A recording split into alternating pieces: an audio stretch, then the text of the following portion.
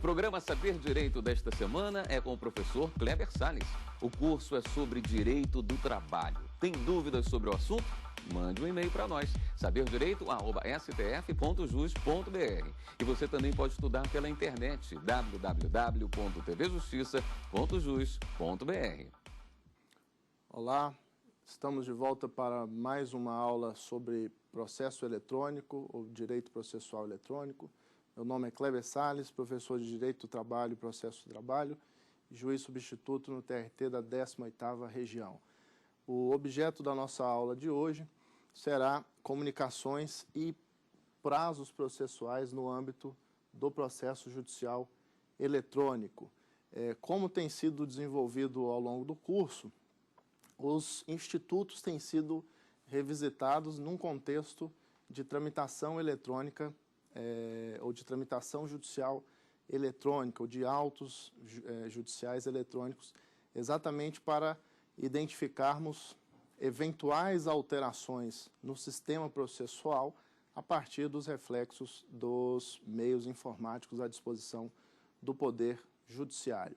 A questão relacionada às comunicações dos atos processuais, as comunicações ou as ciências no âmbito do processo e, por consequência, os prazos no contexto do processo judicial eletrônico, são de grande relevo, de grande importância nesse estudo, na medida em que a característica do processo judicial eletrônico, da ubiquidade, a característica da acessibilidade contínua, da acessibilidade plena dos usuários, internos e externos, ao processo judicial eletrônico na Justiça do Trabalho, naturalmente vai marcar uma alteração no contexto das comunicações e dos prazos. Eu costumo dizer, inclusive, que nesse aspecto, ou na seara da comunicação, da transmissão e da ciência dos atos processuais, ou nesse contexto, é que o processo judicial eletrônico realmente ganha relevo e ganha importância, porque pode dinamizar o procedimento e, portanto, tornar mais célere o processo, com vistas ao postulado da duração razoável previsto no artigo 5º, parágrafo 78 da Constituição Federal e, por consequência, dar efetividade ao processo. Então, é um tema de alta relevância no contexto do processo judicial eletrônico, na medida em que nós vamos examinar efetivamente o que muda, o que altera, ou o que se altera, ou qual a atenção, ou sobre o que deve ter atenção, especialmente os usuários externos que lidam com os chamados prazos impróprios. Bom, como referencial para essa caminhada, nessa nossa aula, é preciso delimitar a princípio o que seria prazo judicial ou prazo processual, melhor dizendo, na medida em que uma classificação simples de prazo passa exatamente por prazo judicial, aquele estabelecido em determinado provimento do juiz ou em determinada decisão, e prazo legal, ou seja, aquele que o próprio legislador capitulou como suficiente para a prática de determinado ato no âmbito do processo. Então, prazo é nada mais do que a distância temporal entre dois fatos ou atos na lição tradicional de Carnelutti, de modo que eles estão para o procedimento como se elos fossem para uma corrente.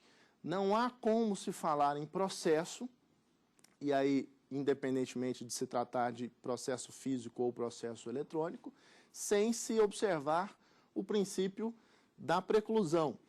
Princípio esse que está intimamente relacionado aos prazos processuais. Então, por que a ideia de elos de corrente? Porque um ato vai ser, ou um ato sequencia o outro, que sequencia o outro, até que nós tenhamos o resultado final e útil do processo, através da sentença e, oportunamente, através do cumprimento ou a fase executiva da sentença, como queiram denominar. Então, a ideia é de prazo como um espaço entre um ato e outro, ou entre uma fase e outra, isso, obviamente, na classificação de prazos endoprocessuais, ou seja, prazos que correm dentro do próprio processo, porque não podemos nos esquecer de que há prazos também de natureza processual, mas que acabam correndo extraprocessualmente ou fora de determinado processo. Exemplo clássico é o prazo decadencial para ajuizamento das ações rescisórias, que correm exatamente entre o trânsito e julgado de uma decisão e o exercício ou não daquele direito no prazo processual de 2 anos. Então, seria uma espécie de prazo extraprocessual. O que nos interessa a priori são exatamente os prazos que determinam a dinâmica do processo. Que prazos são esses? São os prazos endoprocessuais, os prazos que estão ou que correm ou que devem ser observados dentro do próprio processo. Esses é que nos interessam nesse contexto de processo judicial eletrônico. Como eu conto, ou de que forma eu vou contar o prazo no processo eletrônico? A partir de quando eu tenho ciência do ato ou da decisão praticada ou proferida no processo? Em que momento expira o meu prazo? Ou em que situação, em que momento ocorre o limite para a prática de determinado ato? É quando fecha o fórum, às 24 horas, em que situação ou em que momento, questão temporal, eu posso considerar extinto aquele prazo processual? São questões que nós cuidaremos doravante. Bom, uma classificação básica de prazo passa pelos chamados prazos próprios e prazos impróprios. Assim como eu destaquei os prazos endoprocessuais, ou seja, aqueles que correm no âmbito do processo, como o nosso objeto ou o nosso foco para esse momento, aqui também se destacam os prazos processuais ditos próprios, ou seja, aqueles para os quais, em não havendo a realização do ato no tempo previsto em lei ou na decisão judicial, perde-se a faculdade ou o direito de praticar aquele ato. Ou seja, os prazos próprios são exatamente aqueles sujeitos aos efeitos da preclusão. E os impróprios, esses estão a cargo dos chamados usuários internos num contexto de processo eletrônico. Em outras palavras, serventuários e juízes, na medida em que, mesmo não sendo praticado o ato no tempo oportuno, não se perde o direito de o responsável vir a praticá-lo oportunamente, sem prejuízo, por óbvio, de eventuais sanções disciplinares e administrativas por excesso de prazo. Mas não há a perda do direito de praticar o ato, ou seja, não há o efeito preclusivo em relação à própria jurisdição. Se o juiz extrapola o prazo para a aprovação da sentença, ele não perde o direito de prolatar a sentença. Ao contrário, ou em relação a ele, redobra o dever de prestar a jurisdição no prazo assinalado ou num prazo razoável, de acordo com a realidade vivenciada. Então, o serventuário que deixa de praticar o ato, por exemplo, no prazo de 48 horas após a chegada à sua mesa, ou hoje no processo eletrônico, a chegada à sua pasta no processo eletrônico, não perde o direito de praticar o ato, mas sim persiste o dever de praticá-lo o quanto antes para dar vazão a essa fase do processo. Então, com essas premissas, nós necessariamente, para cuidarmos de comunicação e de prazos processuais no âmbito eletrônico, temos que fazer uma incursão sobre alguns artigos da Lei 11.419 de 2006, assim como da Resolução 94, de 2012, do Conselho Superior da Justiça do Trabalho. E, repito, essa resolução, ou a Resolução 94 de 2012, sofreu substancial alteração pela Resolução 120 de 2013, ou seja, de fevereiro de 2013.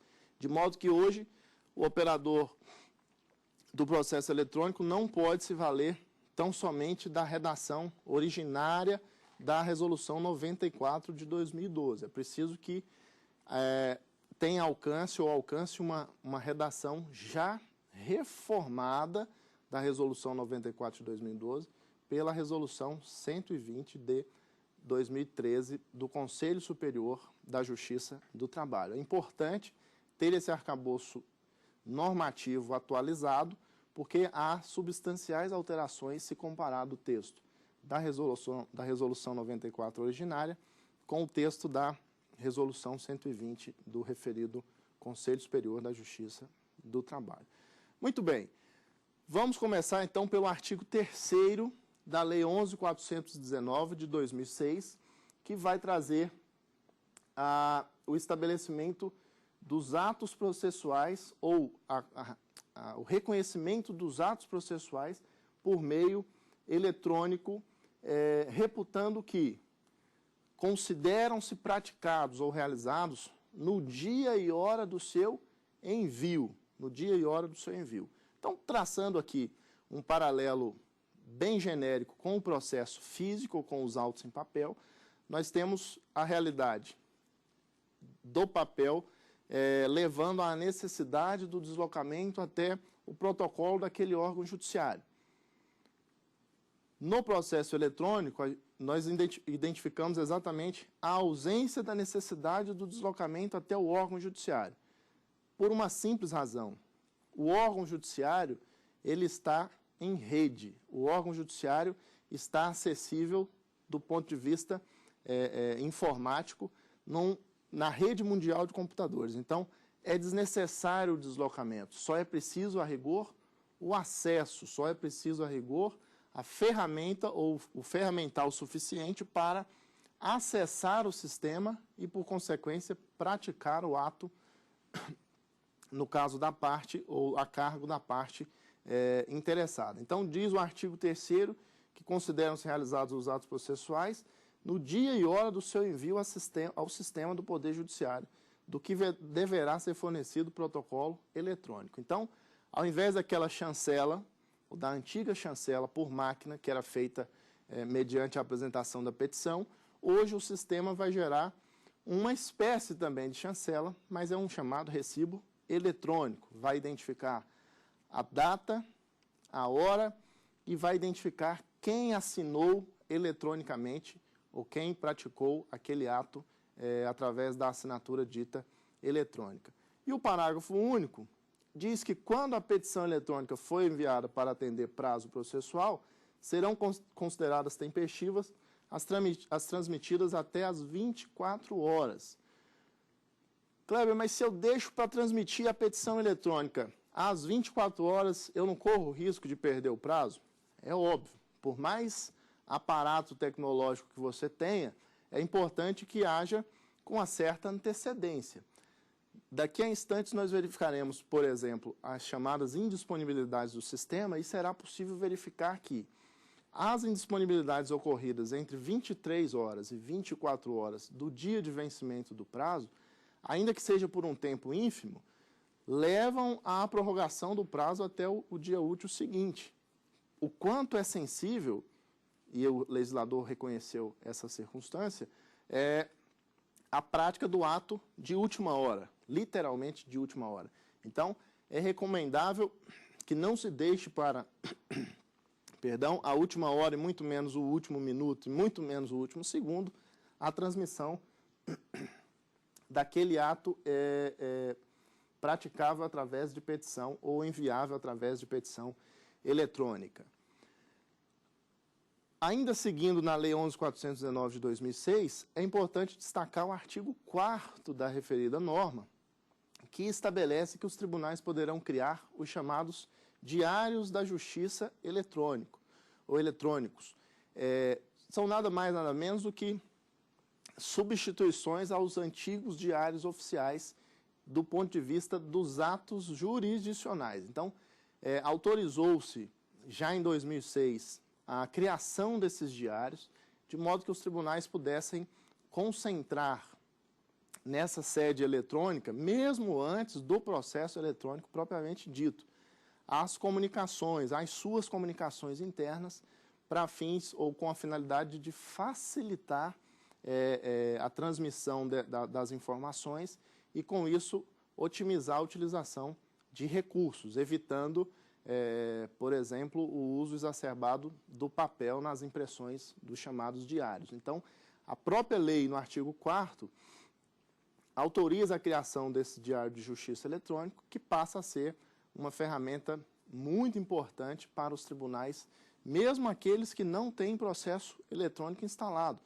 Como eu disse em outra passagem, hoje, mesmo no ramo do Poder Judiciário que não tenha processo eletrônico, já é possível, diante do grau de informatização que alcança praticamente todo o Poder Judiciário, fazer consultas, pelo menos as consultas, à distância, o que também é possível hoje através do chamado Diário da Justiça Eletrônico, estabelecendo um link mais direto, um link de aproximação entre o Poder Judiciário e a comunidade em geral, e especialmente aqueles diretamente envolvidos nos processos perante esse ramo especializado do Poder Judiciário.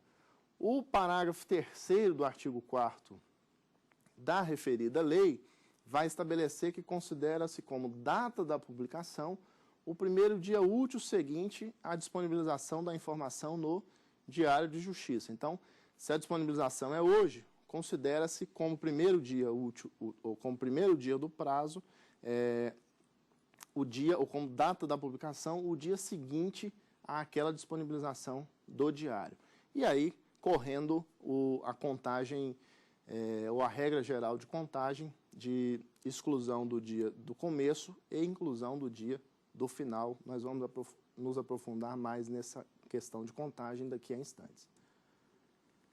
O parágrafo 4º do mesmo artigo aponta que os prazos processuais terão início no primeiro dia útil que se seguir ao considerado como data da publicação. Então, o parágrafo 3º fala que considerará publicado um dia após a disponibilização, e o parágrafo seguinte vai dizer que o primeiro dia da contagem é o seguinte a esse da publicação. Então, é preciso fazer aí uma interpretação sistemática dos dois dispositivos para identificar a forma correta e adequada de contagem dos prazos quando forem objeto de intimação ou publicação através do Diário de Justiça Eletrônico.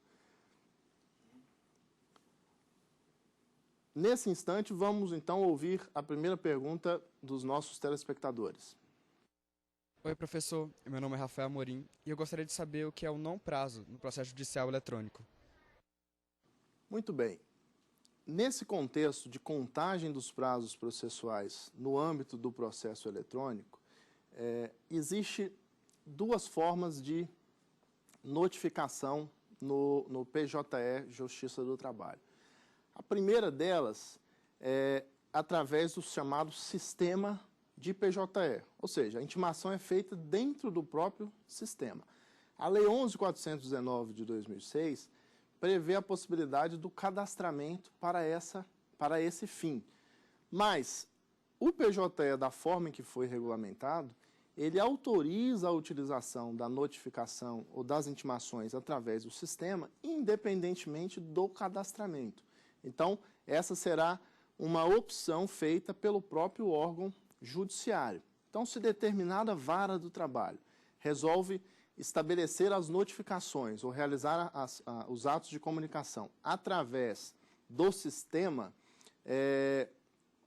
opera-se as notificações na própria caixa ou no próprio gabinete ou no próprio escritório virtual do advogado. Como se dá? Uma vez praticado o ato e surgindo a necessidade da intimação, a própria secretaria ou o sistema, ou o próprio sistema encaminha, quando adotado essa metodologia de comunicação processual, encaminha para o sistema aquela pendência quanto, por exemplo, a uma intimação para manifestar-se sobre um documento. Então, essa notificação chega ao painel do advogado e vai aparecer como se fosse uma caixa de e-mails, uma caixa um diretório de e-mails, como notificação pendente. O advogado vai ter acesso ao conteúdo dessa intimação, por exemplo. Ele pode abrir, verificar que ali cuida-se de uma intimação para promover ou para ouvir a parte que ele representa sobre determinado documento juntado pela parte adversa. Ele vê o conteúdo. Mas, se ele não opta, dentro do sistema, por receber aquela intimação naquele momento que ele acessa o sistema não o faz automaticamente. Dessa forma, ele vai ter acesso ao conteúdo e a opção de já dar-se por ciente ou não.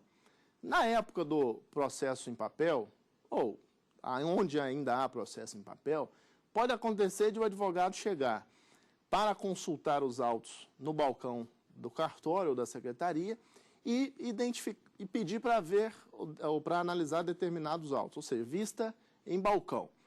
Recebe os autos, olha, folheia e identifica ali uma intimação.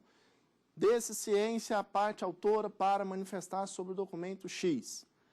O advogado, com uma viagem programada, por exemplo, fecha os autos, dá boa tarde e vai embora sem tomar ciência daquela intimação ou daquele ato que acaba de chegar, por exemplo, do gabinete do juiz. Okay?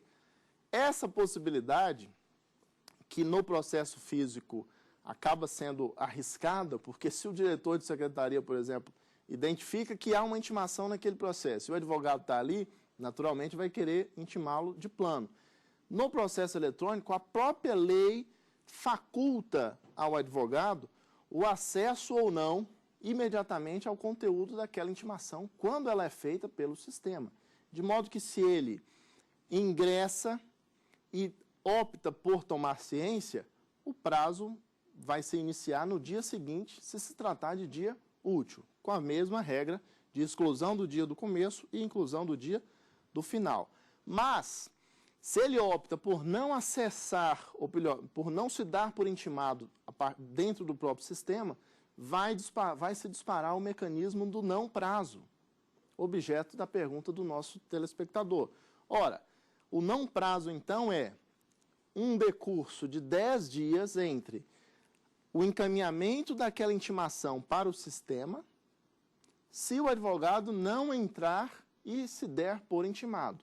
Vale dizer, durante 10 dias, o advogado tem acesso ao conteúdo daquele ato, porém, não optou por dele tornar-se ciente. Durante esses 10 dias, ocorre o chamado não prazo ou prazo de graça. Vale dizer, não corre o prazo durante esses 10 dias. São 10 dias de graça concedidos ao advogado. Mas é importante registrar que, ao término do não prazo ou do prazo de graça, esse advogado já vai ter o início do seu prazo, independentemente de nova ciência ou de nova manifestação por parte do Poder Judiciário. E esse não prazo começa a correr independentemente de ser dia útil ou não. De modo que é preciso muita atenção, porque os 10 dias podem se vencer, tendo a contagem se iniciado, por exemplo, em dia não útil, pode se vencer em data anterior àquela que o advogado imagina que fosse vencer. E nessa hipótese, pode ser que o prazo seja perdido com ou com a equivocada interpretação de que esses 10 dias do não prazo sejam contados ou devam ser contados independentemente ou da mesma forma que tradicionalmente se conta no processo do trabalho, conforme o artigo 775 da CLT. Então, não prazo é um período de carência concedido para que o advogado, intimado através do sistema PJE, leia ou não, ou melhor, dê-se ou não por intimado daquela comunicação processual. Se ele se der por intimado antes do término dos 10 dias, o primeiro dia do prazo, e se for útil, o primeiro dia de contagem do prazo vai ser o seguinte ao recebimento em si, ou à abertura, ao clique no sistema de recebimento da intimação. Se deixa decorrer o não prazo, ou seja, o decurso dos 10 dias, logo ao término desses 10 dias, ou no 11º dia, já se começa a contar o prazo legal ou judicial, a depender do caso concreto. Então, essa é a situação do chamado não prazo. O artigo 5º da Lei 11.419 de 2006 estabelece exatamente que as intimações serão feitas por meio eletrônico em portal próprio aos que se cadastrarem na forma do artigo 2º. Então, essa notificação prevista no artigo 5º da Lei 11.419 de 2006 não é o não prazo que eu acabo de mencionar. Na verdade, essa é uma intimação àqueles que se cadastraram com esse propósito, ou que se cadastrarem com esse propósito. Por exemplo, para proporcionar uma intimação ou uma notificação através de e-mail. Através de e-mail seria preciso esse cadastramento. A ideia do não prazo, ou as circunstâncias do não prazo mencionada antes, passa pela intimação através do próprio sistema. E aí registre-se. A intimação pelo sistema é opção do órgão judiciário e não faculdade da parte, de modo que não tem como a parte ou o seu advogado optar por ser intimado pelo Diário de Justiça ao invés do sistema. Na verdade, os advogados têm criticado as intimações através do sistema, é uma queixa no sentido leigo do termo, que é realizada em relação ao processo judicial eletrônico, na medida em que, com isso, principalmente as empresas responsáveis por, ou que prestam serviço de leitura de diário, acabam não podendo atender a classe dos advogados nesse particular, de modo que apenas o próprio advogado, que vai ter acesso ao seu painel somente através da certificação eletrônica, vai conseguir gerenciar os seus prazos ou as suas intimações.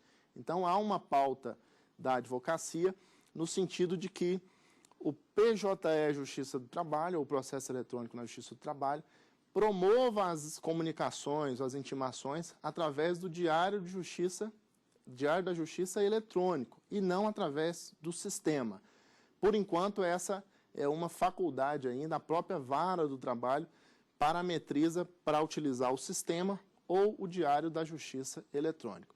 Eu, particularmente, imagino que deva se consolidar as intimações através do Diário da Justiça eletrônico, porque nas experiências já, ou pelo menos que eu tenho ouvido de colegas juízes, não há um resultado prático que compense a utilização da intimação no próprio sistema, de modo que deve prevalecer o Diário da Justiça eletrônico. Mas, mais uma vez, não é faculdade da parte ou do advogado, e sim uma opção do tribunal ou do órgão judiciário responsável por aquelas intimações. Já na hipótese do artigo 5º, a faculdade é da parte. Se a parte quiser cadastrar, por exemplo, um e-mail institucional ou um e-mail empresarial, por exemplo, uma empresa que é recorrentemente reclamada em determinada jurisdição, pode cadastrar um e-mail para receber naquele endereço eletrônico as suas notificações ou as citações relacionadas às reclamações trabalhistas ajuizadas em seu desproveito. Essa é uma faculdade que lhe garante ou lhe assegura o artigo 5º da Lei 11.419 de 2006. Lá o parágrafo 3º do artigo 5º vai estabelecer que a consulta feita nessa modalidade ou nessa opção de cadastramento da parte para intimação por meio eletrônico deverá ser feita em até 10 dias corridos contados da data do envio da intimação. Então, da mesma forma, nesse particular, que o não prazo, sob pena de considerar essa intimação automaticamente realizada na data do término desse prazo. Então, se a parte cadastrou um e-mail para receber, ou o próprio advogado, um e-mail para receber as intimações, decorridos os 10 dias do envio daquele e-mail contendo uma intimação, se não houve abertura anterior, já se considera intimado o advogado ou a parte, conforme tenha sido feito o cadastramento. O parágrafo 4º do mesmo artigo estabelece que, em caráter informativo, poderá ser efetivada a remessa de correspondência. Então, notem, a lei está autorizando apenas a informação para quem não se cadastrou na forma lá do artigo 2º da Lei 11.419. Então, a Vara do Trabalho, por exemplo, pode disparar e-mails quanto ao decurso de prazo, por exemplo, para a comunidade de peritos. Então, é possível fazer um controle das perícias e disparar e-mails para que os peritos cumpram o seu desiderato em determinado prazo.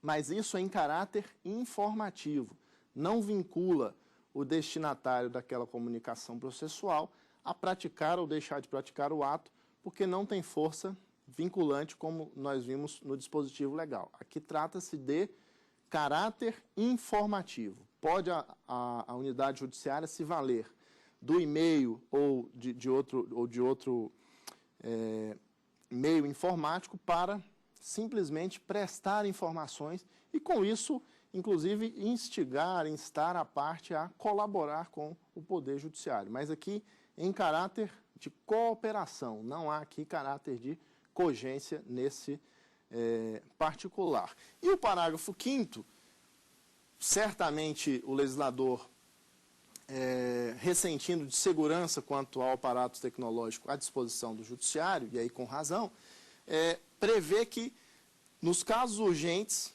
ou seja, em que a intimação que for feita, na hipótese de cadastramento da parte, ou se verificar que essa intimação não vai surtir o efeito desejado, mesmo na seara do processo eletrônico, pode ser realizada a intimação pelas vias tradicionais. Ou seja, se eu informar através do e-mail, ou fizer uma intimação através do e-mail, para que o empregador reintegre o trabalhador imediatamente, por exemplo, pode ser que se frustre essa providência, ou o empregador empregue alguma evasiva para não cumprir essa providência, enquanto que o cumprimento ou a realização desse ato através do oficial de justiça vai dar mais efetividade à medida. Então, a lei, ao mesmo tempo que reconhece esse direito, essa faculdade de a parte se cadastrar para receber, por exemplo, intimações por e-mail, não desautoriza o Poder Judiciário a promover ou a se valer dos mecanismos tradicionais a fim de que o resultado daquela diligência seja o mais eficaz possível de acordo com a sua natureza. E finaliza o parágrafo 6º dizendo que as intimações feitas na forma desse artigo, inclusive da Fazenda Pública, da importância para os advogados públicos, serão consideradas pessoais para todos os efeitos legais. Então, a advocacia pública hoje, a meu ver, não é que perde a prerrogativa da intimação pessoal, mas é que o processo eletrônico, por ter essa característica da ubiquidade, a característica de estar presente para todos e, ao mesmo tempo, perde completamente a razão de ser de envio dos autos, por exemplo, para se configurar uma intimação pessoal ou de envio de uma notificação através de um oficial de justiça, sendo que, a rigor, o processo eletrônico caminha para uma interoperabilidade, ou seja, os órgãos envolvidos com o processo, com o poder, ou que de alguma forma se relacionem com o Poder Judiciário, a tendência é que eles todos estejam integrados ao processo eletrônico para facilitar exatamente essa comunicação. É o caso, por exemplo, do Ministério Público do Trabalho, cuja funcionalidade dentro do PJE Justiça do Trabalho já tem sido ou está sendo desenvolvida para, muito em breve, haver uma intercomunicação sem maiores problemas e sem maiores reclamações quanto a uma suposta quebra da prerrogativa processual, tanto da Fazenda Pública quanto do Ministério Público, de intimações pessoais. Em outras palavras, se o processo está presente a todo tempo para todos, não há falar na necessidade de um envio de uma missiva pessoal para determinados órgãos ou para determinadas categorias de operadores do direito. E o artigo 7º o artigo 6º vai falar, inclusive, das citações podendo ser feitas através do meio eletrônico e as cartas precatórias, rogatórias e de ordem também de modo eletrônico, ou seja, a comunicação dos atos processuais em seara eletrônica pode ser feita exclusivamente, e é isso que se recomenda, aliás, no processo judicial eletrônico na Justiça do Trabalho, caminha-se para isso, exclusivamente por via eletrônica. É óbvio que atualmente isso ainda não é viável, ainda não é possível, até porque nós temos várias comunidades cujo acesso tem que ser físico mesmo, do contrário, é impossível se realizar aquela intimação ou aquela citação propriamente dita.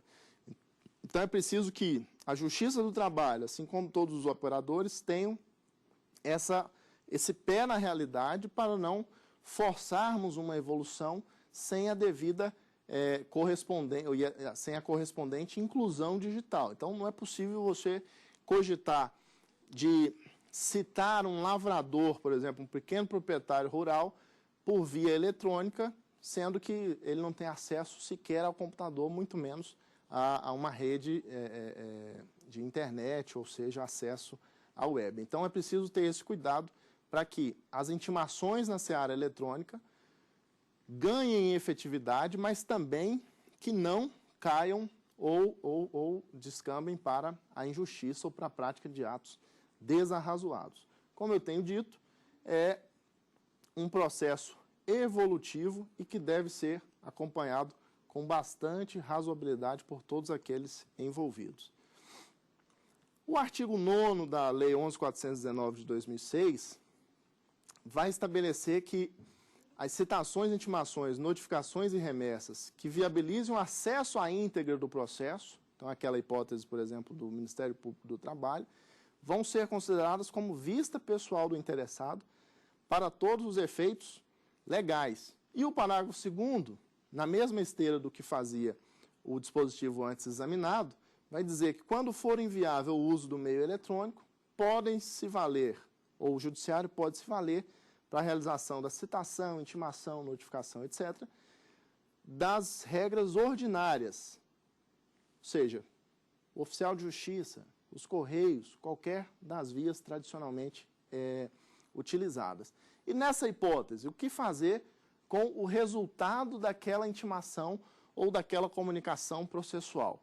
Então, não foi possível intimar eletronicamente. Determina-se o envio da correspondência pelos correios. Bom, resulta da correspondência pelos correios um recebimento físico daquela missiva, óbvio. Então, o que fazer com esse papel, com esse documento?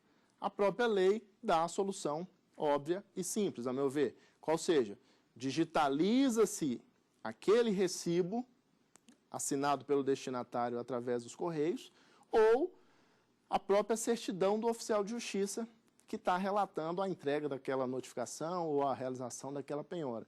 Digitaliza-se o documento e faz-se a juntada ou a anexação aos autos eletrônicos, sem nenhuma dificuldade. Notem, então, que a lei, ao mesmo tempo que reconhece a necessidade do processo eletrônico, reconhece a viabilidade do processo eletrônico, acaba, para e passo, estabelecendo ou deixando claro que, se falharem os meios telemáticos à disposição do judiciário, o judiciário deve lançar mão dos meios tradicionais, por uma razão muito simples e, a meu ver, necessária. Permitir que o processo se desenvolva sem nulidades, permitir que o processo se desenvolva sem perder o link com os pilares constitucionais do devido processo legal, da ampla defesa e do contraditório. Então, o processo eletrônico precisa ou visa ser mais efetivo, porém, não pode perder de vista esses pilares já reconhecidos. Vamos a mais uma pergunta dos telespectadores e voltamos nesse raciocínio oportunamente. Olá, professor. Meu nome é Guilherme Dourado e a minha pergunta é: qual o horário de referência para a aferição da tempestividade dos atos praticados via peticionamento eletrônico? Veja bem, o processo eletrônico tem ou no contexto do processo eletrônico, os atos processuais que dependam de petição podem ser praticados até as 24 horas. Mas não é propriamente esse o objeto da pergunta. O que se pretende, no que eu posso interpretar, é identificar qual o horário de referência vai ser adotado. Em outras palavras, se o ato é praticado no PJE, no estado de Rondônia, por exemplo, o horário a ser considerado é o fuso de Rondônia ou é o horário de Brasília? Esse é o objeto do questionamento e absolutamente pertinente. Na redação original da Resolução 94 de 2012 do Conselho Superior da Justiça do Trabalho, havia a disposição no sentido de que deveria ser considerado como horário de referência para a prática do ato eletrônico ou do ato através de peticionamento eletrônico, o horário de Brasília. Mas com a Resolução 120 de 2013, de fevereiro de 2013, esse referencial foi alterado, de modo que o horário de referência passa a ser aquele do tribunal para o qual se dirige o peticionamento eletrônico. E com muita razão essa alteração, na medida em que, se eu tenho um estado com um fuso horário de 1 hora menos que o referencial de Brasília, por exemplo, eu teria sempre um horário limite de 23 horas para aquele estado, enquanto Brasília, por exemplo, teria 24 horas. Então, a par de dar uma uniformidade, uma suposta uniformidade, o horário referencial, como sendo de Brasília, acabava implicando numa desigualdade material. Então, é preciso tratar os desiguais desigualmente. Quem está em Brasília ou no fuso de Brasília pode peticionar até as 24 horas de Brasília. Quem está no fuso de outra região, a mais ou a menos, pode peticionar de acordo com o referencial de horário daquele regional. A meu ver, foi uma solução mais justa e mais consentânea com as realidades regionais. Até porque não se pode perder de vista que, a par do poder uniformizador do Conselho Superior da Justiça do Trabalho, existe, inclusive, ou existe também a autonomia dos tribunais regionais do trabalho, de modo que, aos mesmos, a Constituição, assim como o faz em relação aos tribunais de justiça, autorizam o gerenciamento dos seus horários, o gerenciamento dos seus serviços judiciários, a sua organização judiciária, através, obviamente, principalmente dos regimentos internos e, nos tribunais de justiça, dos códigos de organização judiciária. Dessa forma, o Conselho Superior da Justiça do Trabalho, a meu ver, preserva a autonomia dos tribunais regionais do trabalho e preserva o regionalismo que precisa ser reconhecido em relação às múltiplas e diferentes situações que envolvem as 24 regiões trabalhistas do país. Então, nós temos 24 tribunais regionais do trabalho. É preciso que o Conselho Superior da Justiça do Trabalho, a par de uniformizar procedimento e uniformizar sistema, não perca de vista o chamado regionalismo. Muito bem. O artigo 10, como já referenciei em outra passagem, vai falar da distribuição e da juntada da petição inicial e da contestação como atos automáticos, ou seja, diferentemente do que acontece no papel, em que alguém recebe, outro autua e assim sucessivamente, no processo eletrônico, quem peticiona já automaticamente também autua. Então, ao receber o protocolo, o recibo eletrônico daquele ato processual, o advogado já pode estar certo de que aquela peça já foi juntada aos autos processuais. Kleber, mas se a juntada foi indevida, se juntou uma petição em um processo trocando-o por outro, ou seja, um erro material, o que fazer, já que você asseverou que não cabe o desentranhamento em sede de processo eletrônico? Simples. Faz-se a indisponibilidade daquela peça, que foi indevidamente juntada ou acostada àquele processo eletrônico. A Resolução 94, multicitada, com suas alterações, prevê expressamente a possibilidade de o juiz, em outras palavras, chamar o feito à ordem. Então, o que se fazia no processo físico, ou nos autos físicos? Renumerem-se os autos a partir da folha tal. No processo eletrônico, não há a renumeração das folhas dos autos. E mais simplesmente, por exemplo, a chamada à ordem para determinar a indisponibilidade daquela peça que foi equivocadamente acostada aos autos eletrônicos. Então, a lei e o regulamento, através do Conselho Superior da Justiça do Trabalho, prevêem mecanismos, prevêem saídas para essas circunstâncias que são bastante dinâmicas e variam de caso a caso, ou de caso para caso. O parágrafo 1º, mais uma vez, vai se reportar ao limite das 24 horas como sendo o termo final da prática do ato quando dependente de petição ou ser praticado por petição. A partir do parágrafo 2º do artigo 10 da Lei 11.419, inicia-se aí a tratativa do que se chama de indisponibilidade do sistema, que tem sido objeto de muitos questionamentos. O artigo 7º vai trazer exatamente a natureza de ubiquidade do processo eletrônico ao afirmar que ele estará no ar. Então diz lá, o processo judicial eletrônico da Justiça do Trabalho estará disponível 24 horas por dia, ininterruptamente, ressalvados os períodos de manutenção do sistema. É óbvio que muitos podem estar me ouvindo em casa hoje e falando, mas eu tentei acessar o PJE e não consegui, e não tive êxito. Então, o artigo 7º está me prometendo algo que não cumpre. Vamos a mais uma pergunta, na volta retomamos esse raciocínio para tratar desse dilema. Olá, professor, meu nome é Cíntia Rieger e minha pergunta é: o que fazer quando dá indisponibilidade do sistema? Essa ocorrência prorroga o respectivo prazo? Exatamente. O questionamento que vem do telespectador é exatamente quanto a essas indisponibilidades ou as indisponibilidades do sistema. O artigo 7º da Resolução 94 de 2012 promete 24 horas por dia, ininterruptamente, de funcionamento do sistema. Mas é óbvio que o sistema pode apresentar falhas, pode apresentar alguma instabilidade. E em acontecendo estas instabilidades e, portanto, quedas do sistema, o ordenamento legal e regulamentar do PJE Justiça do Trabalho traz as respectivas soluções.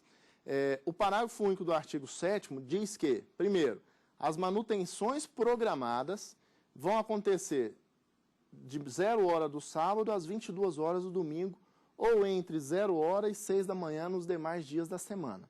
Vale dizer, durante as manutenções programadas, não há que se falar em indisponibilidade do sistema para fins de prorrogação ou devolução do prazo.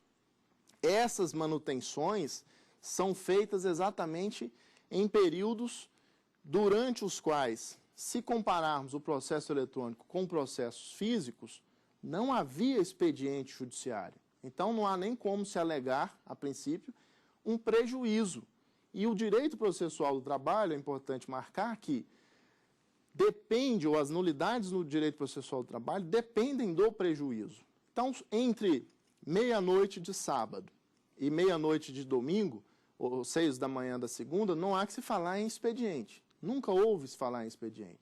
O que você tem agora é um acesso aos autos. Mas se esse acesso, em função de uma manutenção programada, é impedido, não há que se falar em prejuízo, porque se compararmos com o referencial do papel, não há aqui nenhuma retirada de direitos ou impedimento de exercício do direito. Bom, agora, há momentos durante os quais, em ocorrendo indisponibilidades, vai sim ou deve sim gerar a devolução ou melhor dizendo, a prorrogação dos prazos que se vencem naquele dia. E a lei, nesse aspecto, fala em indisponibilidade envolvendo tanto a consulta, quanto a transmissão, quanto às citações, intimações ou notificações eletrônicas. Isto é, qualquer problema envolvendo o sistema de processo eletrônico, passando por esses 3 vieses, consulta, transmissão e as notificações ou as comunicações de um modo geral, vai levar ao que a lei e o regulamento chamam de indisponibilidade do sistema. E, a partir daí, estabelecem-se alguns critérios temporais mínimos para reconhecimento dessa indisponibilidade, a ponto de gerar a prorrogação do prazo, conforme foi objeto da pergunta. Bom, mas o parágrafo 1º faz um alerta. As falhas de transmissão de dados, e aí seguido pelo parágrafo 2º do mesmo artigo, são de responsabilidade do usuário.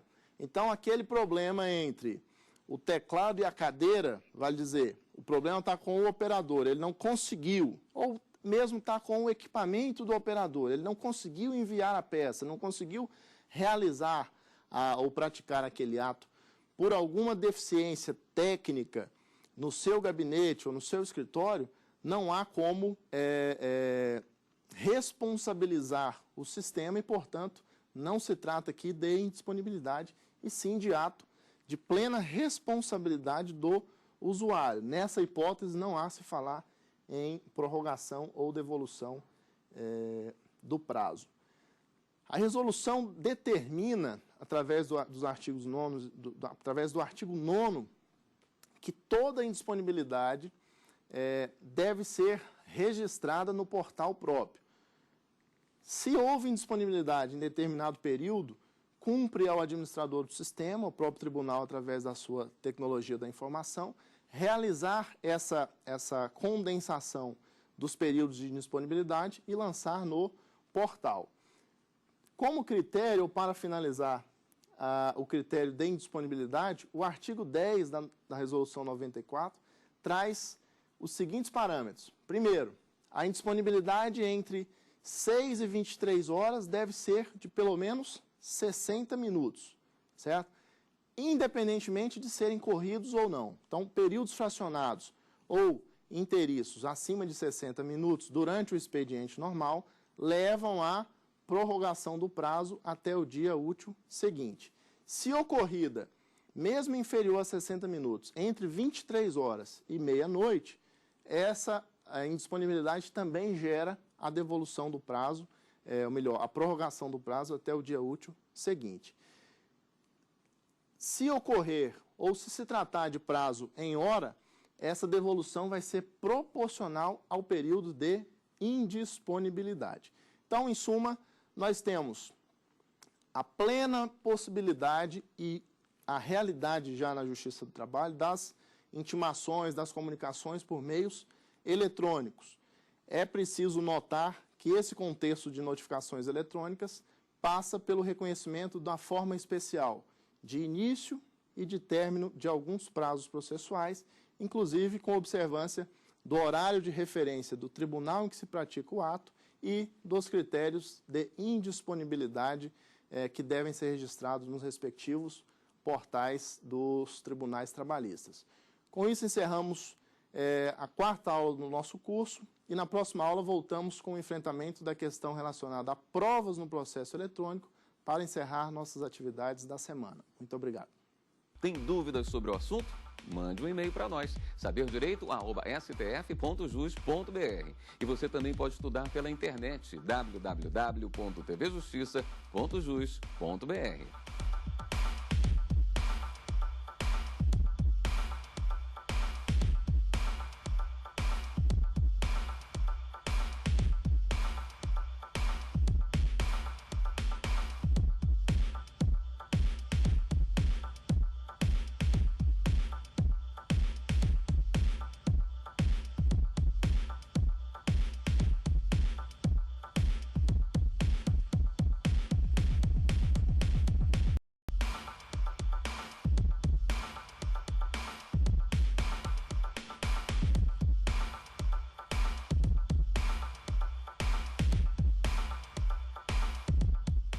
programa Saber Direito desta semana é com o professor Kleber Salles.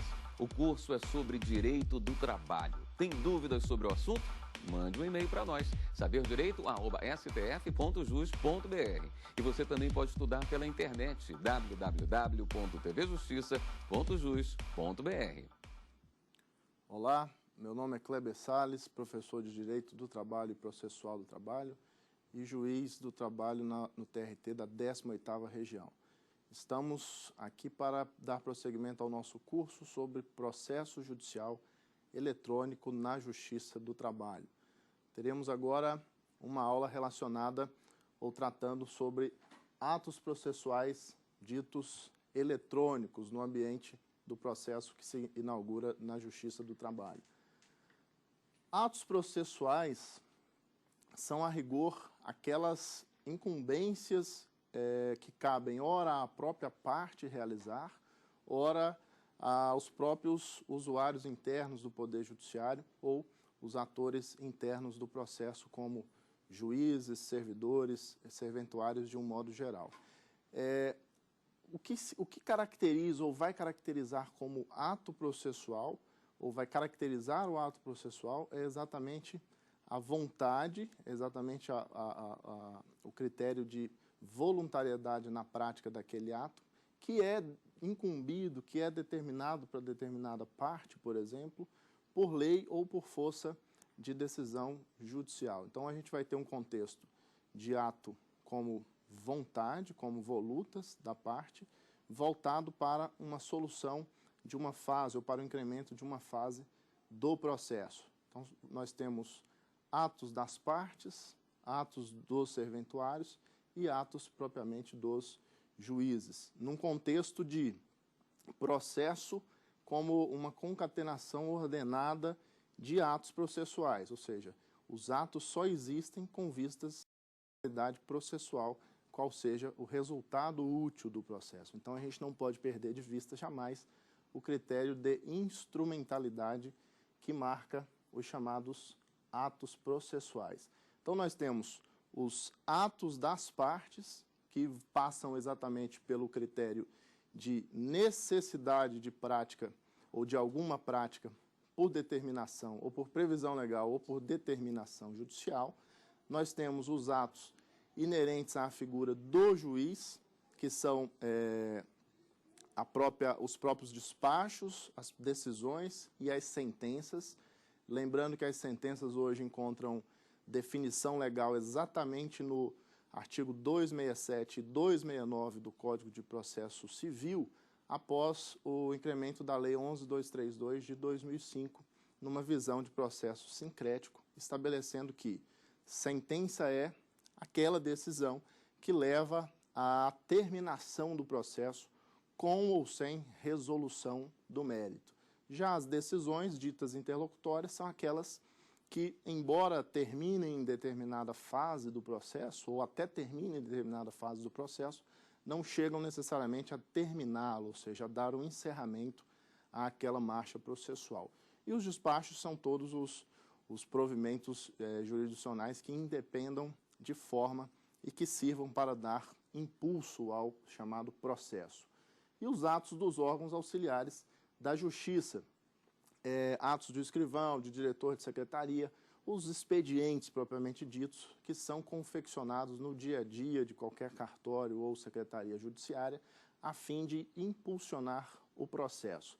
No âmbito do processo eletrônico, ganha relevo esses atos praticados pelos serventuários ou no interior das secretarias das varas, ou mesmo nas secretarias das turmas ou órgãos julgadores dos tribunais, na medida em que nós temos uma automação, ou pelo menos uma intenção, ou em certa medida, uma automação de algumas práticas, e é essa a intenção mesma do processo eletrônico, ou seja, tornar o processo mais inteligente, não bastando a mera digitalização de peças. Então, é nesse contexto de atos das partes, atos dos serventuários e atos dos juízes que nós vamos desenvolver a análise dessas práticas no contexto do processo judicial eletrônico. Existe realmente algum reflexo dessa nova realidade ou da informatização do processo nesse contexto doutrinário e teórico sobre atos processuais, é isso que a gente vai tentar identificar. Os atos na chamada mídia eletrônica são regulamentados, como já disse nas primeiras passagens das aulas anteriores, pela Lei 11.419 de 2006, cujo artigo 1º é muito claro em estabelecer a abrangência da Lei 11.419, ou seja, do processo judicial eletrônico, para a tramitação e também para a documentação dos atos processuais, além da chamada comunicação. Então, trata-se de documentação, comunicação e transmissão dos atos processuais regrados por essa lei chamada 11.419 de 2006. Nesse contexto, é importante ressaltar mais uma vez que trata-se de lei aplicável a todos os ramos do Poder Judiciário e não exclusivamente ao processo civil ou ao processo do trabalho. Todos os ramos do Poder Judiciário podem se valer dessa autorização expressa contida na lei para a instalação de sistemas envolvendo o processo judicial eletrônico. E o parágrafo 2º desse artigo 1º é muito claro ao estabelecer algumas terminologias importantes para quem vai lidar com o processo eletrônico. Estabelece no inciso 1, meio eletrônico, como sendo toda forma de armazenamento, tráfego e comunicação de atos processuais. Então, admite-se os meios eletrônicos para quaisquer dessas facetas dos atos processuais. Não se restringe o processo eletrônico a simplesmente concretização ou realização da prática do ato, mas também a própria documentação, também a comunicação e a transmissão em si desses atos processuais. A transmissão eletrônica, a propósito, está lá contida no inciso 2 do parágrafo 2º do artigo 1º da referida Lei 11.419 de 2006. E no inciso 3 traz uma questão muito sensível e imprescindível para se compreender os atos tipicamente eletrônicos praticados nessa seara processual. É a chamada assinatura eletrônica, que o inciso 3 da Lei 11.419, do artigo 1º, parágrafo 2º da Lei 11.419, vai estabelecer em duas formas, ou com duas possibilidades de realização. Primeiro, a assinatura eletrônica pautada num regime de login e senha, ou seja, cadastra-se pessoalmente determinado usuário, o advogado, por exemplo, e a partir disso ele se vale de um login ou de um nome específico utilizado para o cadastramento, seguido do fornecimento de uma senha. É o chamado sistema login-senha, utilizado, a propósito, em alguns sistemas processuais eletrônicos que ainda prevalecem pelos tribunais do Brasil. Já o processo judicial eletrônico da Justiça do Trabalho, chamado PJE Justiça do Trabalho, exige necessariamente a chamada certificação digital, ou seja, o cadastramento prévio perante uma instituição credenciada para tanto, a fim de que o ingresso, o acesso e a utilização do sistema passe necessariamente pela utilização da certificação digital. Em outras palavras, é preciso que o usuário tenha um cartão ou uma espécie de pendrive, um token, contendo a sua assinatura eletrônica para que com ela, associada ainda ao uso de uma senha, tenha acesso e possa utilizar validamente o sistema de processo eletrônico. A propósito da certificação digital, houve questionamentos quanto à constitucionalidade na medida em que se alega uma quebra do próprio princípio da inafastabilidade da jurisdição, porque a lei, a princípio, não imporia a aquisição da certificação digital ao cidadão, de modo que esse requisito viria contra o princípio da inafastabilidade esculpido no artigo 5º da Constituição Federal. O Supremo Tribunal Federal, no entanto, em duas passagens, indeferiu as medidas acauteladoras postuladas, o que leva ao entendimento a priori de que não se trata de inconstitucionalidade, e sim de um regramento processual ou procedimental, como queira, para acesso ao Poder Judiciário. E nisso a jurisprudência do COLEM do STF é tranquila no sentido de que pode o legislador infraconstitucional criar requisitos para o exercício do direito subjetivo e abstrato de ação. O que não pode fazer é impedir esse exercício ou mesmo dificultar a ponto de tornar inviável o acesso ao Poder Judiciário. Mas a exigência da assinatura eletrônica através do chamado certificado ou da chamada certificação digital acaba ganhando contornos de constitucionalidade e hoje é exigida no âmbito do processo judicial eletrônico, inclusive como critério de aumento de segurança, na medida em que, diferentemente do login e senha, em que se associa apenas um dado, às vezes alfanumérico, para o login e a senha da mesma natureza, com a certificação eletrônica, você necessariamente deve portar o cartão ou o token para que possa, com esse acesso, acrescer a sua senha pessoal para acessar e utilizar o sistema de processo judicial eletrônico. Então, é uma realidade prevista em lei com a possibilidade na 11.419 de 2006 e regulamentada pela Resolução 94 de 2012 do Conselho Superior da Justiça do Trabalho.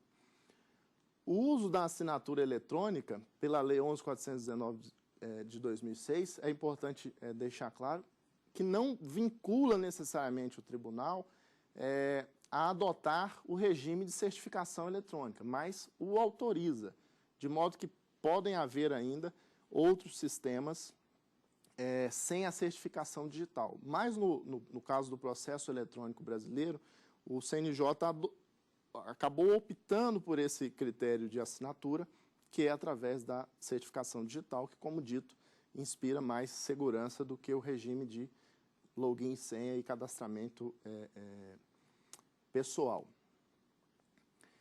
O artigo 8º da Lei 11.419 de 2006 estabelece a possibilidade dos próprios tribunais regrarem os sistemas eletrônicos de processamento de ações judiciais e estabelece no parágrafo único expressamente que todos esses atos serão assinados de forma eletrônica. Eu volto, ou insisto, além do artigo 1º, parágrafo 2º, também no artigo 8º, na medida em que o Código de Processo Civil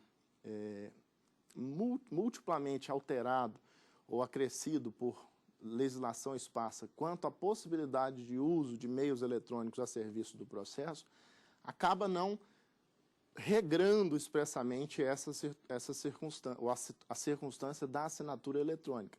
Ele, na verdade, o Código de Processo Civil, na verdade, vai trazer apenas passagens do Código de Processo Civil autorizam a assinatura eletrônica, inclusive no próprio instrumento de mandato, ou seja, na procuração que o advogado deve se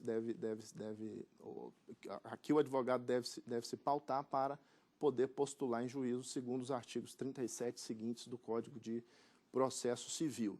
Então, é importante frisar que a própria Lei 11.419 de 2006 estabelece que os atos processuais do processo eletrônico serão assinados eletronicamente, na forma da referida lei. E aí, os regulamentos formulados pelos tribunais, e no caso da Justiça do Trabalho, pelo Conselho Superior da Justiça do Trabalho, é que dirão que espécie de assinatura eletrônica serão exigidas, se login, senha ou certificação digital. Como dito, perante a Justiça do Trabalho, prevaleceu a regra da certificação digital. Como característica do processo judicial eletrônico, já foi pontuado em outra passagem que encontra-se a própria distribuição e juntada automáticas ou automatizadas das petições, especialmente da petição inicial, mas também da própria contestação.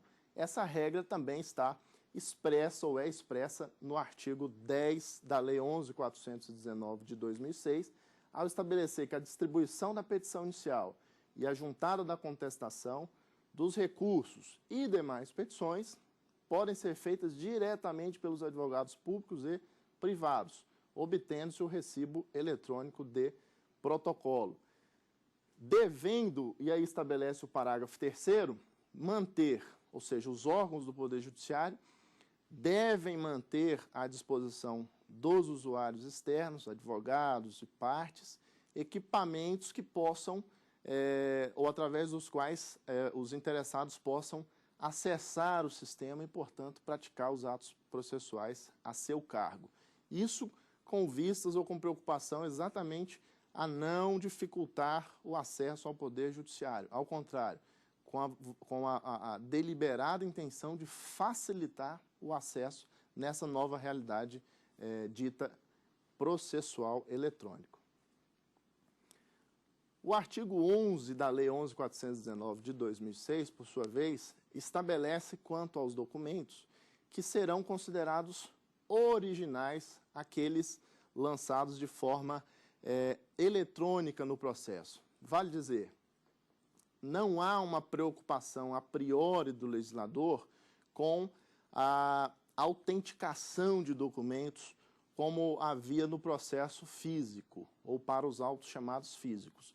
O artigo 830 da CLT, embora reformado há algum tempo, previa em sua redação originária que os documentos para serem admitidos como prova necessitavam de uma autenticação, ou seja, era muito comum a parte, através do seu advogado, ter que se valer, por exemplo, de um cartório, um tabelionato de notas para autenticar os documentos que seriam juntados aos autos judiciais.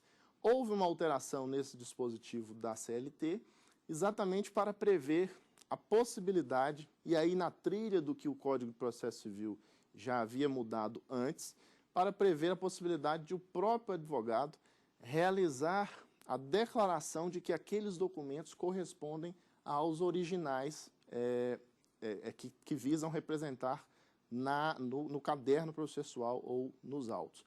Com isso, perde relevo a alegação ou a mera alegação de falsidade por deficiência formal do documento. Era muito comum a alegação de que o documento é falso ou seria falso porque não estava autenticado ou com a devida pública forma. Com isso, ou com a alteração do Código de Processo Civil e, posteriormente, do artigo 830 da CLT, restou patente a jurisprudência que já estava consolidada no sentido de que, para se impugnar determinado documento, é preciso que se avance para evidenciar ou para apontar algum vício material quanto àquele documento, ou formal quando a lei assim o exigir. Do contrário, essa impugnação não é aceita, não é acolhida.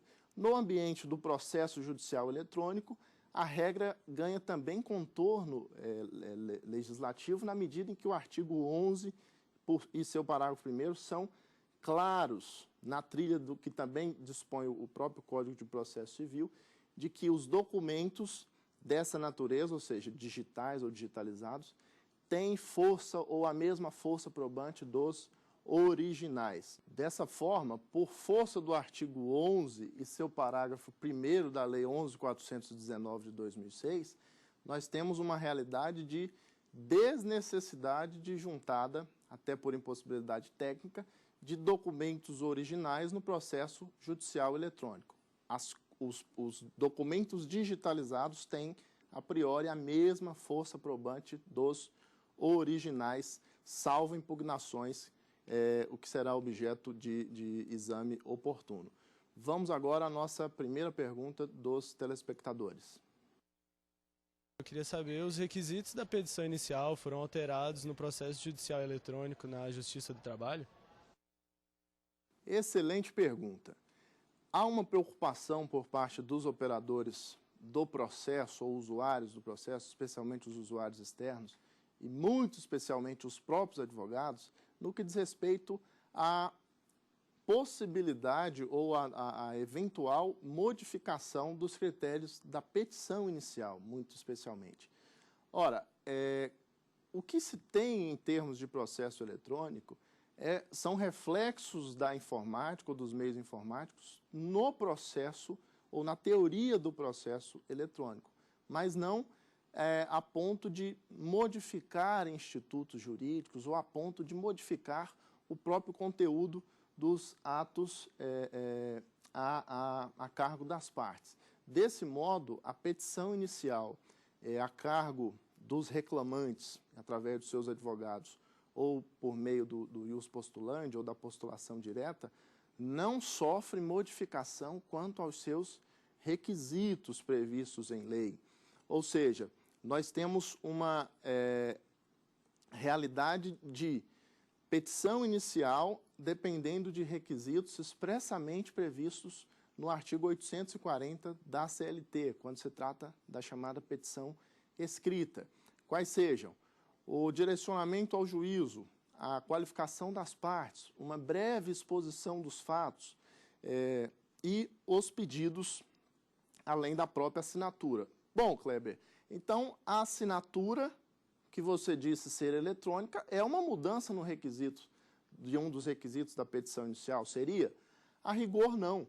O que muda é a forma da assinatura. O que se assinava via caneta passa a se assinar através da chamada certificação ou assinatura eletrônica, de modo que não se altera a existência ou não se cria o requisito, apenas se tempera esse requisito para que, naquele sistema informatizado, a assinatura, ao invés de física, se dê de modo eletrônico. Questiona-se também porque o processo judicial eletrônico na Justiça do Trabalho traz através do painel do advogado chamado, ou seja, o gabinete virtual do advogado, uma série de requisitos ou itens que precisam ser preenchidos pelo advogado através de cliques mesmo, ou seja, lança-se um pedido ou há um pedido de segredo de justiça. Então o advogado, por um clique, apresenta ou informa que aquele caso, ou para aquele caso, há um pleito de segredo de justiça. Há um pedido de sigilo quanto à própria peça, a petição inicial, por exemplo, ou algum documento sigiloso que a acompanha. Então, o advogado também, com um clique, faz essa opção no âmbito do processo judicial eletrônico. Também não altera os requisitos da petição inicial. Na verdade, é simplesmente um modo de operacionalizar a ferramenta, chamada, no caso da Justiça do Trabalho, PJE, a fim de que a petição inicial expresse o mais possível aquela realidade que se veicula através do advogado. Mas não há propriamente uma mudança, uma alteração substancial dos requisitos da petição inicial. Bom, no que diz respeito à conservação dos autos ditos judiciais, quando se fala em segurança do processo eletrônico, é preciso deixar bem claro que a guarda, a conservação de toda a documentação e, por consequência, dos autos judiciais eletrônicos, fica hoje a cargo das tecnologias de informação dos tribunais, ou seja, são áreas tecnológicas, são áreas preparadas exatamente para armazenar esse acervo. E aí, como eu disse na primeira aula, com um efeito, inclusive, de maior segurança se comparados com os chamados autos físicos, e ali eu dava o exemplo dos incêndios em fóruns, em comarcas, principalmente incêndios criminosos. Com o processo judicial eletrônico, há uma salvaguarda maior desse acervo processual, oferecendo menos riscos, obviamente, ao usuário, ao jurisdicionado, de um modo geral. Muito bem, essa petição inicial, ou a petição inicial no contexto do processo judicial eletrônico, vai sofrer temperamentos, ela não vai sofrer uma mudança substancial de requisitos. É importante notar que o advogado precisa conhecer bem os sistemas eletrônicos, ou no caso da Justiça do Trabalho, o PJE, para que tire dele o melhor proveito e que não corra o risco de gerar prejuízo para si ou para o seu constituinte. É um sistema, ou trata-se de um sistema bastante intuitivo, de modo que a petição inicial, embora não ganhe novos requisitos tecnicamente considerados, ela acaba se dando ou devendo ser formulada num contexto eletrônico. E, por isso, o advogado precisa conhecer os elementos básicos daquele sistema para poder preencher bem um certo ou uma espécie de formulário que vai redundar na petição inicial. Então, como funciona efetivamente? O advogado entra no sistema através de uma página de internet, respectivamente em cada tribunal que deseja peticionar, ingressando no seu gabinete virtual ou no seu escritório virtual, ele vai elaborar ou fazer uma opção por peticionamento inicial. E, a partir dali, vai preencher o formulário daquela sua causa ou daquela demanda.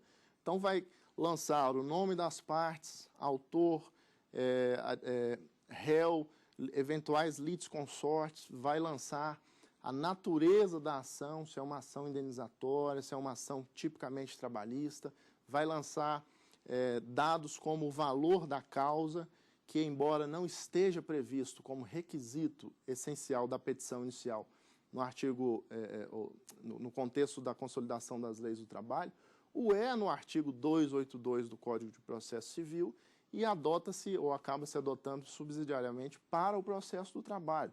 Até porque é importante deixar claro que no processo do trabalho há dois grandes ritos, o sumaríssimo e o ordinário. O sumaríssimo alcança as causas de até 40 salários mínimos. Então, sem a indicação do valor da causa, é impossível se determinar a que rito essa causa vai ser submetida. Mas, por óbvio, o juiz pode suprir essa falta, mas acaba sendo um requisito importado, por assim dizer, do Código de Processo Civil. Mas, nessa linha de preenchimento do formulário, o advogado vai simplesmente apontando quais são as características daquela ação.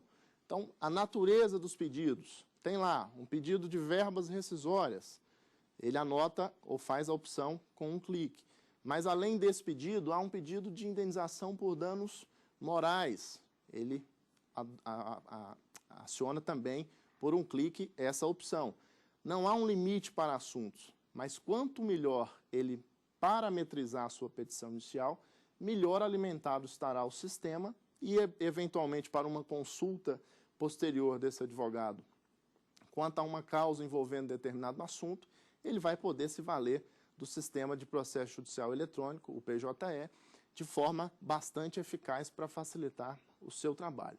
Então, a par de não gerar novos requisitos para a petição inicial, eu diria que gera uma necessidade de conhecimento do sistema pelos advogados para que eles peticionem bem e, inclusive, evitem alguns problemas de ordem procedimental do tipo registrar mal as partes através do sistema ou registrar uma parte no sistema e fazer constar do texto da petição inicial um outro nome, por exemplo, gerando uma incongruência. Isso poderia levar, no entender de alguns juízes, à própria inépcia da petição, especialmente se tratar de processo sujeito ao rito sumaríssimo. Então, é preciso esse cuidado. Não há novos requisitos, mas há peculiaridades do próprio sistema que precisam ser do domínio dos advogados para um bom peticionamento perante o PJE. Okay. A Lei 11.419 de 2006, por seu artigo 15, a propósito, exige que se informe o próprio cadastro de pessoa física da parte autora no processo judicial eletrônico.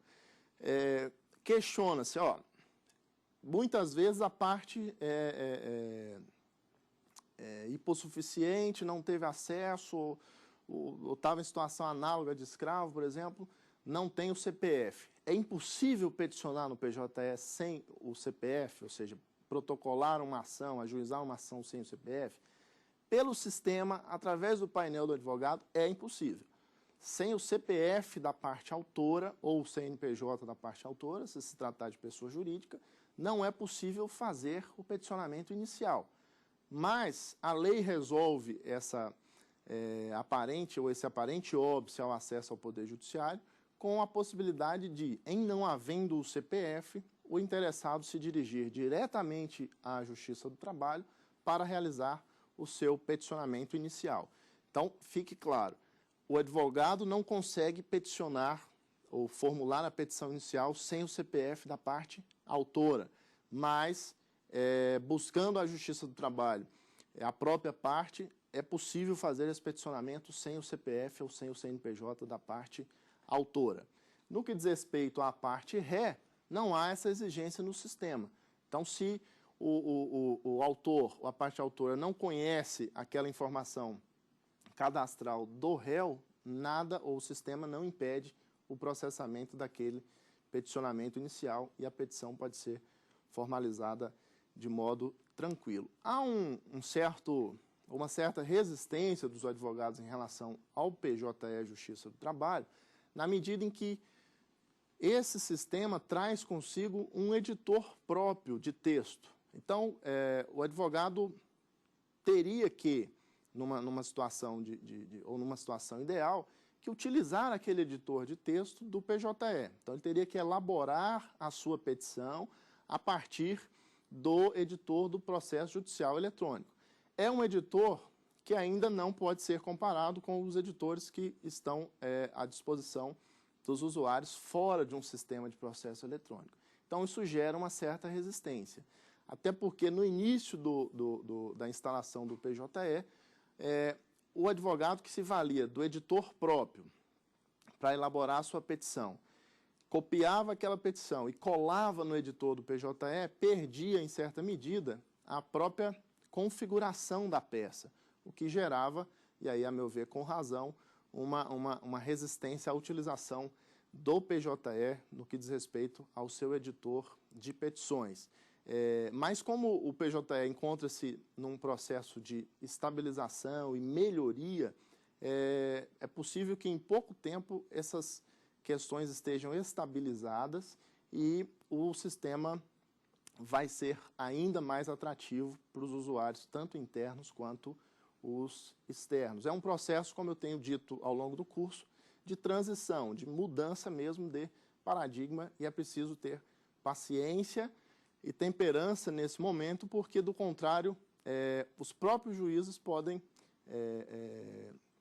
incorrer em alguma interpretação precipitada quanto a requisitos de petição inicial, por exemplo, quanto a efeitos da transmissão da contestação antes da audiência e questões procedimentais que têm surgido ou acerca das quais tem surgido alguma divergência. Então, é bom que tenhamos todos cautela durante essa transição para que ela se dê da melhor forma, da melhor e mais efetiva forma possível nesse contexto. Eu vou destacar algumas alterações importantes que o Código de Processo Civil recebeu a partir das leis que cuidaram do processo eletrônico no que diz respeito à prática de atos no âmbito do processo, ou atos processuais. Então, como eu já havia antecipado, a procuração pode ser assinada eletronicamente, conforme a redação atual do artigo 38 do Código de Processo Civil, 38, parágrafo único. O artigo 154, parágrafo 2º do CPC, também admite expressamente a prática de atos através de meios ou se valendo de meios eletrônicos. Tem essa previsão expressa no Código de Processo Civil. Então, a se falar, a Justiça Comum não tem processo eletrônico. Ela não tem, ou há processo eletrônico em alguns tribunais, em juizados especiais, por exemplo, mas, de todo modo, o Código de Processo Civil autoriza, em conjunto com a Lei 11.419 de 2006, a instalação a qualquer momento de sistemas de processo eletrônico. Mas, como dito, o próprio Conselho Nacional de Justiça é quem capitaneia essa implantação e, num futuro curto, nós teremos o processo eletrônico disseminado por todo o Poder Judiciário brasileiro. A assinatura dos juízes, em todos os graus de jurisdição, podem ser feitas por meio eletrônico. Então, é uma circunstância específica do processo eletrônico, porque nós tínhamos, por exemplo, as atas de audiência assinadas no processo físico por... Tínhamos e temos, hoje em algumas regiões ainda, assinadas por juízes ou pelo juiz, pelas partes, pelos advogados e por aqueles que foram inquiridos como testemunhas durante aquela audiência. Hoje, assina a petição inicial, ou melhor, assina a ata de audiência, perdão, apenas o juiz, basta o juiz. Mas isso gera eficácia ou gera a eficácia necessária? Gera, porque há uma previsão expressa em lei, há uma previsão clara no próprio Código de Processo Civil, nesse particular aplicável subsidiariamente ao processo do trabalho. Então, eventuais contradições na transcrição deverão ser suscitadas oralmente na realização do ato, sob pena de preclusão. Também é o reflexo do processo eletrônico no Código de Processo Civil, artigo 169, parágrafo 3º. As cartas de ordem precatória e rogatórias podem ser realizadas, formuladas por meio eletrônico, também por disposição expressa do Código de Processo Civil, através do artigo 203. No âmbito da Justiça do Trabalho, é importante informar que mesmo antes da Resolução 94 de 2012, que estabeleceu o processo judicial eletrônico na Justiça do Trabalho, já havia um sistema chamado de carta precatória eletrônica, que já estava, ou que já integrava mais de uma dezena de tribunais regionais do trabalho, de modo que nesses regionais integrados a esse sistema, já se fazia o envio, o cumprimento e a devolução das cartas precatórias por meio puramente eletrônico, ou seja, já não se utilizava de papel ou dos correios, por exemplo, ou de correspondência material para a realização dessas diligências através das chamadas cartas. Então, hoje o Código de Processo Civil traz expressamente essa possibilidade, assim como a das intimações poderem ser feitas também por essa via dita eletrônica. Vamos então a mais uma pergunta e depois retomamos esse raciocínio. Olá, professor. Meu nome é Vitor Freire. Qual é a diferença entre segredo de justiça e sigilo no âmbito do processo judicial eletrônico da Justiça do Trabalho? Muito bem. Uma das grandes confusões que se tem feito na operacionalização do processo judicial eletrônico, o PJE, Justiça do Trabalho, se dá exatamente no momento do peticionamento inicial e dos peticionamentos ditos interlocutórios. O sistema dá duas opções para o advogado que vai formular uma petição. Uma de segredo de justiça e a outra de sigilo. O segredo de justiça ele é apresentado como opção para aquelas situações em que se exige a preservação da intimidade, a preservação de alguma informação sensível relacionada a uma das partes, ou para preservar a própria segurança ou ordem pública. Já o sigilo, ele é uma opção do sistema. Não há essa opção no ordenamento processual, seja civil, seja trabalhista. Ela é uma opção do sistema para que a parte, através do seu advogado, possa pedir o sigilo daquela peça ou dos documentos que são apresentados ou que acompanham aquela petição.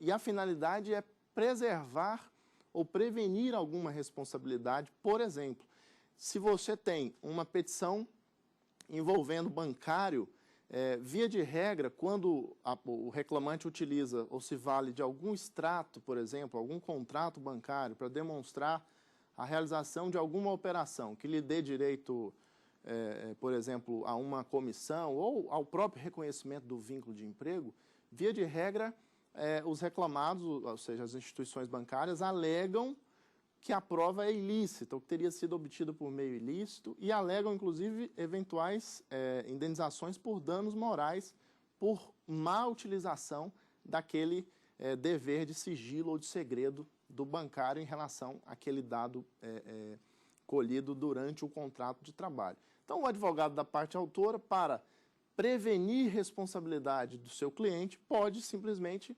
peticionar fazendo a juntada daquele documento e pedindo o sigilo daquele documento, ou quanto àquele documento, de modo que não vai passar da esfera de conhecimento do próprio judiciário e da parte demandada, no caso a instituição bancária, a juntada à utilização daquele documento, o que quebra em grande medida o argumento de indenização ou de dano moral em relação à honra objetiva da pessoa jurídica. Seria um exemplo de utilização pertinente do sigilo previsto no sistema de processo judicial eletrônico. Os documentos devem ser preservados pela parte que os utilizar até o prazo final ou até o término do prazo da ação rescisória, que é de 2 anos. Isso também como forma de segurança jurídica e de proporcionar eventual incidente ou desenvolvimento de algum incidente envolvendo falsidade documental dos chamados documentos digitalizados e anexados ao processo eletrônico. O artigo 8º, parágrafo 2º da Resolução 94 de 2012 estabelece que é responsabilidade do usuário o uso e a disponibilidade do seu próprio ou do provedor de internet que ele utiliza. Em outras palavras, das ferramentas que ele vai se utilizar ou das quais ele vai se utilizar para promover a prática dos atos processuais. É responsabilidade do usuário e eventual problema não vai gerar devolução de prazo, não pode ou acaba não gerando dilação ou devolução de prazo. Então, é importante que os advogados e as partes, quando estiverem agindo em postulação direta ou jus postulante, tenham equipamentos seguros ou tenham um acesso a uma banda segura de internet, a fim de não terem ou verem perdidos o seu direito de praticar o ato por força de alguma deficiência técnica do próprio sistema. No contexto da defesa ou do ato processual denominado contestação, nós temos a seguinte realidade. O princípio da concentração dos atos em audiência, como dito na aula 2, levam a uma reunião de solenidades durante a audiência. Dentre essas solenidades, o próprio recebimento da contestação. Então, no processo do trabalho, a defesa é recebida em audiência após esgotadas as tentativas de conciliação. Bom, mas no processo judicial eletrônico, nós temos a seguinte realidade. A lei estabelece que há uma necessidade de a contestação ser remetida antes da audiência. A parte reclamada, uma vez notificada, deve peticionar, lançar no sistema a sua peça de defesa, o que em regra se dá através da contestação, mas também pode ser uma exceção de incompetência em razão do lugar, por exemplo, através do sistema. Essa obrigação de lançar a defesa no sistema geraria uma possível mitigação desse princípio da concentração dos atos em audiência. É fato? Mas o que tem prevalecido é que a defesa continua sendo recebida por ocasião da audiência. E mais, por ocasião da audiência após esgotadas as tentativas de conciliação. De modo que, para fins de emenda da petição inicial, para fins de aditamento da petição inicial e para fins de desistência da ação, tem prevalecido o entendimento de que pode o autor adotar essas providências, pode o autor desistir, emendar ou aditar a petição inicial, mesmo tendo lançado no sistema, ou mesmo o reclamado tendo lançado no sistema, a sua petição de defesa ou a chamada peça contestatória.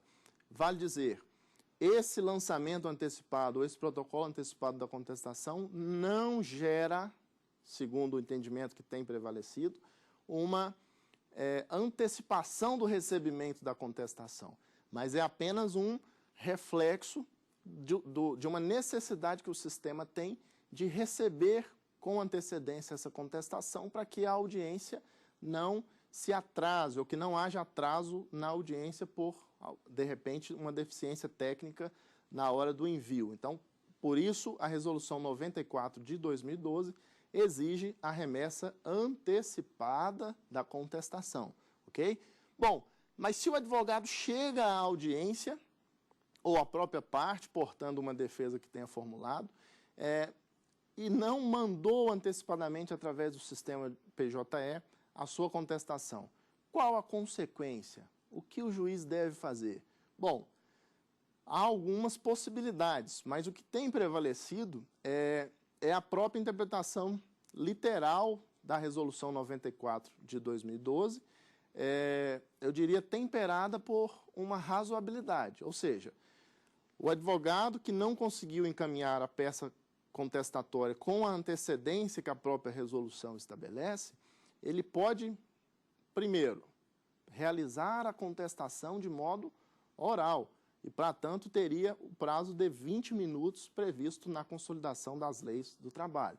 Mas como é óbvio que em 20 minutos é impossível deduzir o que os advogados costumeiramente fazem nas suas peças com já modelos, com um acervo doutrinário, jurisprudencial à disposição nos seus escritórios, não é essa, sem dúvida, a melhor saída. De modo que, se houver alguma justificativa ou justificativa plausível, o juiz pode autorizar que aquela peça seja enviada ou no momento, e aí bastando uma suspensão por minutos da audiência para que o advogado se dirija até a estação de trabalho à disposição na sala da OAB ou no próprio recinto da vara ou na própria secretaria e promova esse peticionamento. Mas se é a hipótese de o advogado não ter digitalizado aquela defesa, não ter o documento eletrônico ou não ter a própria certificação eletrônica, pode acontecer de o advogado sair de uma região, ir para outra e não ter a certificação. A cada dia que passa, essa justificativa perde força, na medida em que o PJE está se disseminando pelo país.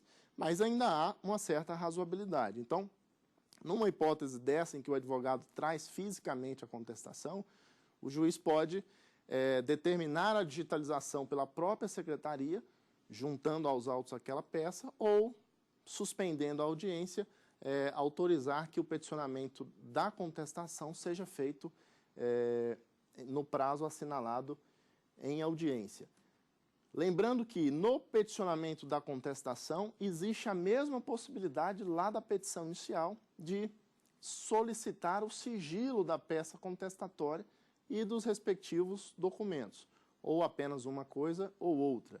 E isso acaba resolvendo um problema que é o conhecimento, um possível problema, um pseudo-problema, que é o conhecimento da peça contestatória pela parte reclamante antes mesmo da audiência.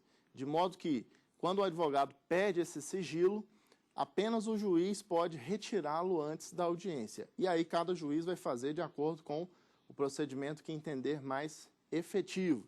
Eu, particularmente, reputo que a abertura da contestação para a parte autora apenas em audiência, depois de esgotada a fase da conciliação, é mais produtiva, pode evitar, inclusive, algum dissabor por alguma assertiva mais severa ou mais contundente formulada no calor da lide, no bojo da contestação. Então, esse é um procedimento que pode ser adotado. A Resolução 94 de 2012, isso também é importante deixar claro, estabelece um limite para a documentação que acompanha o peticionamento eletrônico de, no máximo, 1,5 megas para cada documento. Então, é possível juntar uma infinidade de documentos, mas a cada documento formatado no modelo PDF deve ter, no máximo, o peso de 1,5 megas. Então, pode haver vários arquivos somando 1,5 megas, mas cada documento deve observar essa limitação contida lá no artigo 12 da Resolução 94 de 2012 do Conselho Superior da Justiça do Trabalho. Lembrando que, quando o juiz identifica o documento, por exemplo, juntado intempestivamente, ou seja, o ato praticado intempestivamente pela parte. No caso do processo físico, o que se faz? Determina o desentranhamento. No processo eletrônico, não há a figura do desentranhamento propriamente dito, mas sim da indisponibilização daquele documento ou ato. Então, se o documento é intempestivo, se o juiz reputou intempestivo, ele vai determinar a indisponibilidade. Então, esse documento não vai aparecer no processo, nos autos que são gerados a partir do processo eletrônico, mas no sistema vai permanecer o rastro daquele documento, ou seja, vai constar a sua figuração e a sua indisponibilização. Essa é uma regra, aliás, de segurança do processo eletrônico, de modo que todos os atos praticados no processo eletrônico deixam os respectivos rastros, os respectivos caminhos trilhados, a fim de dar a máxima transparência e identificar eventuais fraudes ou tentativas de fraude por quem milita sob esse sistema de tramitação processual eletrônico.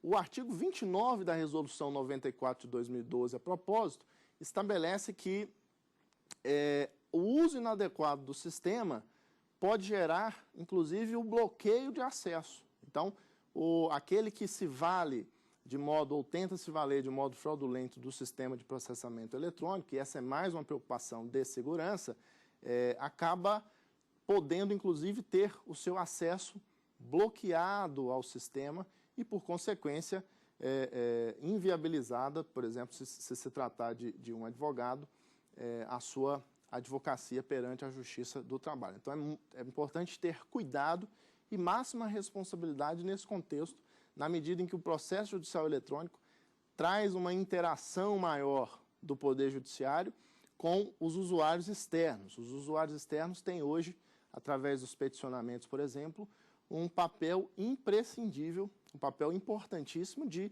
alimentar o sistema com os dados corretos das partes, com a natureza correta das ações, o valor correto da causa, o tipo de assuntos trabalhados naquela, ou postulados naquela petição ou naquele peticionamento, o que deixa clara a maior integração do usuário externo com o sistema PJE.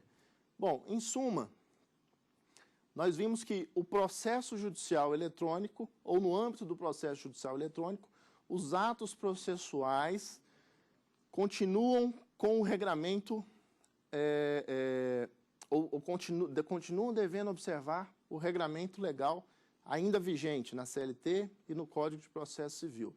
Mas há temperamentos, há reflexos dos meios informáticos a serviço do processo que nitidamente mudam a dinâmica do processo do trabalho, e aí, como exemplo, nós trabalhamos a própria petição inicial, hoje formularizada, ou seja, o advogado passa pelo sistema, ou pelo preenchimento do formulário no sistema para chegar ao bom término da petição, assim como da própria contestação, que demanda também o peticionamento eletrônico antecipado à audiência, e a assinatura eletrônica, que é não só reflexo da segurança do processo eletrônico, mas também uma característica muito específica que dá o norte do que se pretende com essa nova realidade processual, ou seja, um aperfeiçoamento e um incremento de inteligência artificial do processo